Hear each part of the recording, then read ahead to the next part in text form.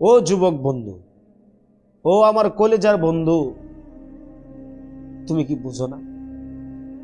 তুমি কি বুঝো না? একটা কথা তুমি চিন্তা করো একবার, যে তোমাকে আমাকে মরতে হবে।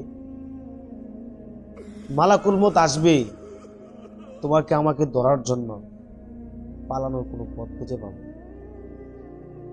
জানার পরেও কেন আমরা এত নাফরমানি করতেছি, একটু আমাকে বলবা যে আমি এই কারণে নাফরমানি করতেছি? তুমি কার কথায় তুমি নাফরমানি করতেছো? তুমি কেন মসজিদে আসো না? মাওলা তোমাকে ডাকে, আসসালাতু খায়রুম মিনান নাও, ঘুমের চেয়ে নামাজ ভালো। আমরা তো আসি না ভাই, ফজরে মসজিদে আসি না, মসজিদ ফাঁকা।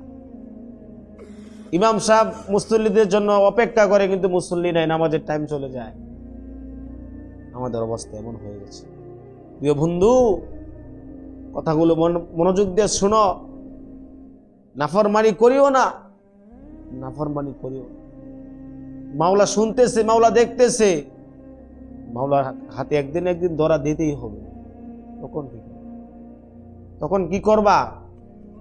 তখন কিছু করার থাকবে? কিছুই করতে পারবা না, ক্ষমতা থাকবে না। কারণ কি জানো, আমাদের মতো মানুষের কোনো শক্তি, কোনো ক্ষমতা নাই যদি মাওলা আমাকে তোমাকে না দেয়।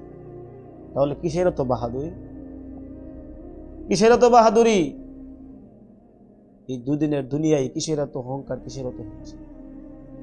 সব কিছু ছাইরা এই অন্ধকার কবরে যাইতে হবে তোমাকে আমাকে।